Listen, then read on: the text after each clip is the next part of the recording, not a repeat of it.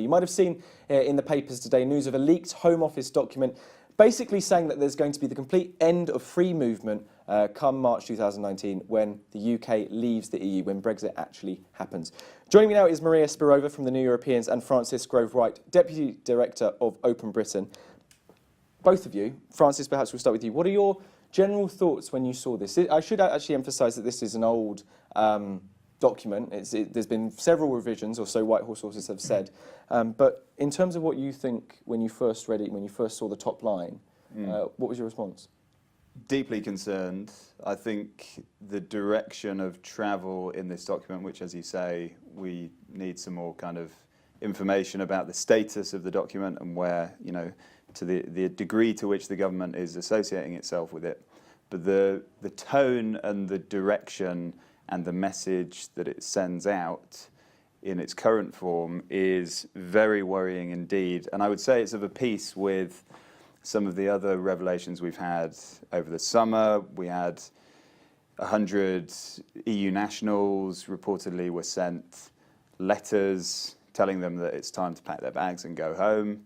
We've had statistics from the ONS showing that the government has been massively overstating the number of international student overstayers in the country. They told us there were 100,000 each year. Turns out it's closer to 5,000. So I think this latest document really is part and parcel of a kind of quite mean, cynical, inward-looking approach that the government is pursuing, and it's sending out a really dangerous message about the kind of country we want to be after Brexit. And notably what you picked up on there was the personal element of the human element of it, and the way, in terms of just human lives living in Britain, EU citizens living in Britain, how it's the treatment and what the consequences are going to be for them. I mean, Maria, there has been some, in the reports today, there's been some notion of that particularly this idea of a Britain First policy in terms of employment and the clampdown on particularly family members coming to stay with people living in the UK and marriage and relationships. You know, do you think that this fundamentally, if this is the government's thinking, hypothetically, this is a real concern in terms of how the rights of EU citizens living in the UK will change post-Brexit?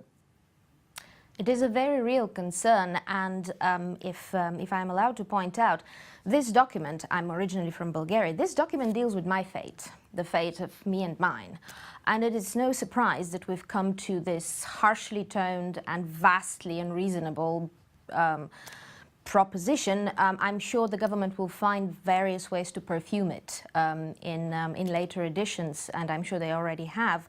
But as has been already pointed out, the point is Mrs. Theresa May, her entire political career has been based on creating a hostile environment, this is a phrase she coined, to immigrants in this country.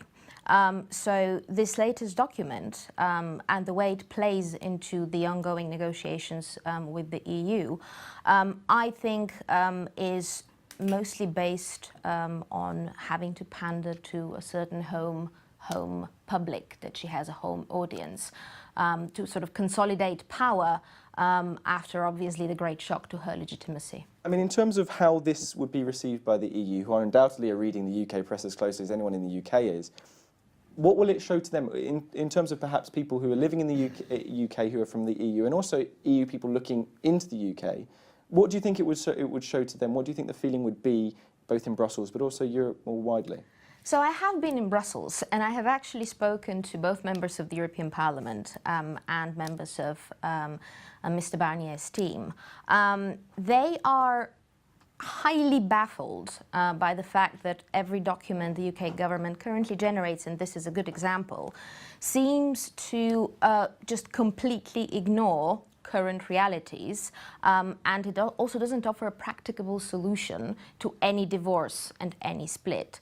What this document essentially says is that on the date of official Brexit, vast numbers of people, you know, over 1 million of British people living, you know, choosing to make their home in various European countries, and over 3 million people here will stop being able to live a normal life, you know, by just really any definition of a normal, dignified life as free citizens. I don't know how they're going to go about it. Francis, I mean, in terms of what a comeback would be from the government, it'd be, look, not only have we got a commitment to reduce migration to what, hundreds of thousands or less than 100,000. It's also this reality of, look, you can't have the same relationship if you're outside the EU, and people voted to leave, they would say. Brexit for, partially, the end of freedom of movement. These awkward kind of conversations are inevitable. We just have to sort of get through them. Would you argue that they are, they're in some way, it was never going to be easy dealing with these kind of issues, and they're just having to sort of trudge through them now? But I think you touched on it initially in your question. They've created a rod for their own back with this tens of thousands net migration target, which always was completely absurd, counterproductive, and now deeply unhelpful to the negotiations and to the whole tone and atmosphere in which the negotiations are taking place. This paper that we've seen overnight is just the latest manifestation of that. So, of course, the referendum threw up lots and lots of issues, a big one of which was immigration, and there are many, many questions that we need to be discussing, and there's a very big and important debate that we need to have around that. But I think the sort of cynical and mean-spirited way in which we're seeing policy kind of constructed at the moment in order to meet this arbitrary target is not a way that a British government, in my view, should be formulating policy at the same time as trying to negotiate with the EU.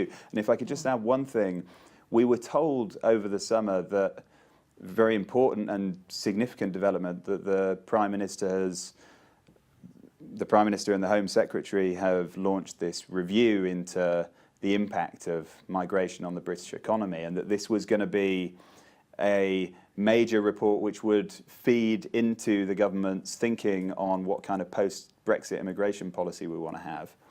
Well, that was launched a matter of weeks ago, and it turns out that at the same time as that's being sort of branded as the kind of starting point for a conversation, it turns out this whole piece of work has taken place already, and it makes us question what the point of this review is if the government's already made up his mind. Well, so this is, they say, and they contend, the Whitehall sources say, that this is not the final outcome. This is just simply a thinking document which has been revised many times. Do you think that, from looking at this document and where the government's thinking at least was, do you think that this has any resemblance to what the inevitable deal is going to look like, in particular the realities of the rights of EU citizens in the UK and the rights of UK citizens in the EU? Just very briefly, perhaps, Maria.